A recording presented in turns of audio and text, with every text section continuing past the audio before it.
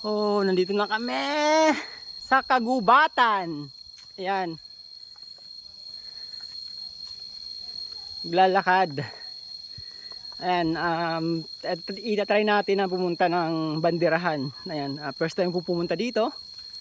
Titingnan natin kung gaano siya kalayo. Ayan ang mga kasama namin. Ayan. Actually, nasa entrance pa lang kami pero masakit na yung tuhod. Sakit na yung tuhod ko. Ayan. Entrance pa lang daw. Ayan. Natin. Ita-try natin. Ano naman ngayon, tawag nito, mahal na araw. Kaya kailangan naman nating mag-sacrifice. Ayan, mag-sacrifice.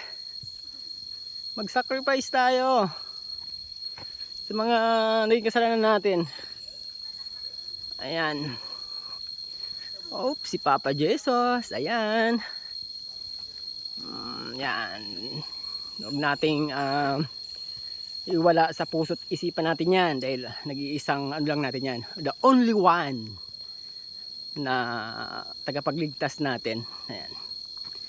Mawala man ang lahat pero dapat siya hindi. Yan. Normally talagang hindi.